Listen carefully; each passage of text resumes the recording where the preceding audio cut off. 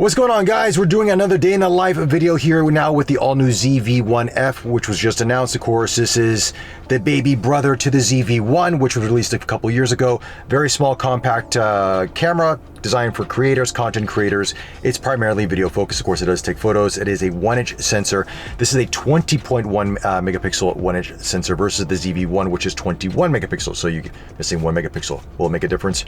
Probably not. Anyway, this is a contrast-based autofocusing system, which is very odd to see from Sony because we have not seen this in many, many years. So how does it perform? We're going to find out. We're going to a dog adoption center. I'm going to check this out on behalf of Volkswagen Singapore. Here's my baby girl Pra behind me right there, who's going to go with me, and we're going to test it with animal tracking, people tracking. We're testing it just in terms of video quality. So you be the judge to see how this camera performs. So with that, let's go over to the dog adoption center at Volkswagen Singapore. Pra, look. What are you doing? What are you doing? What are you doing? Quick stoplight check here. So far, so good. I have to say, colors are nice out of the camera. 4K 25p. Can't complain. All right, here we go in. It's gonna be a little bit tricky here with a dog and trying to review a camera. Oh man, this is gonna be tough.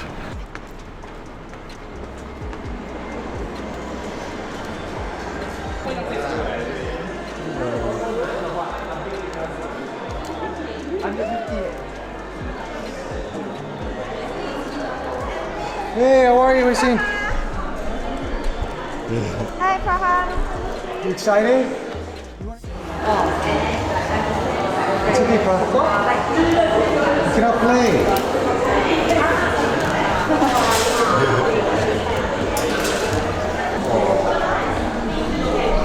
So that is a dog. That dog's tired. That dog's tired. Yeah.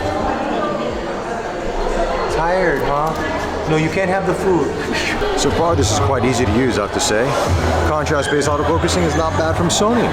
Perhaps Panasonic can take a lesson or two, just saying.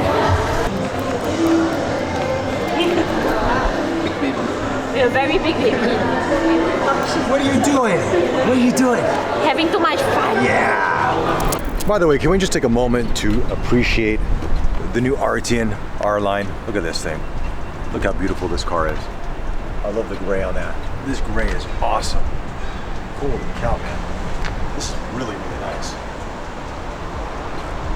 This is stunning. I love good cars. I love good looking cars. Let's just take a quick walk around here at the Volkswagen showroom. Take a look at some cars. GTI here. Then we're gonna go see the Touareg. Now the Touareg is probably my favorite of all the SUVs because it's just massive and it's beautiful and it's so nice to drive. Now, it's got the kind of the sandstone color here, a little more refined of a color.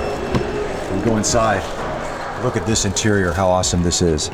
This interior is beautiful, absolutely amazing. Yeah, this is a fantastic SUV. I mean, the Tiguan is as well. I mean, I've absolutely loved my Tiguan for the past year. It's been phenomenal. But the RTN is gorgeous. Anyway, that's it for cars.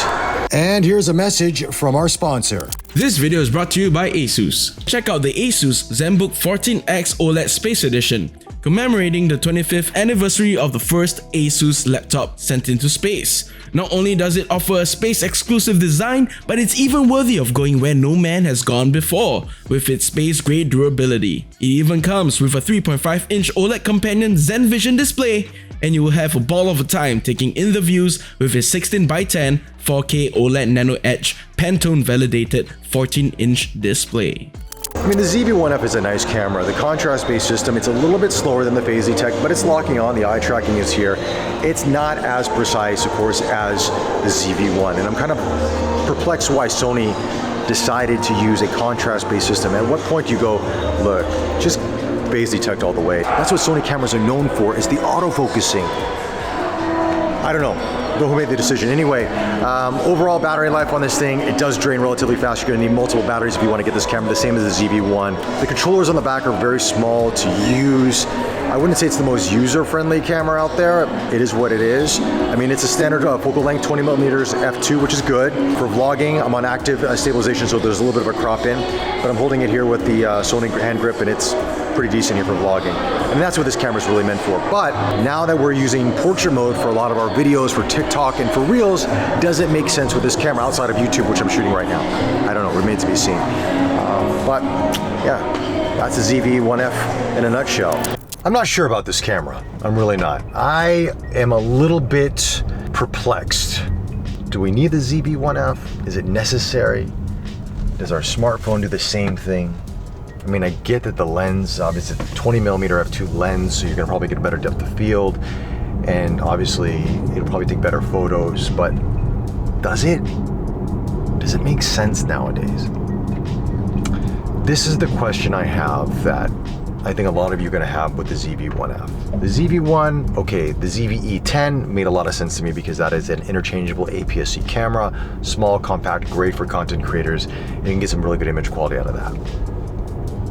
But this, I'm not too sure.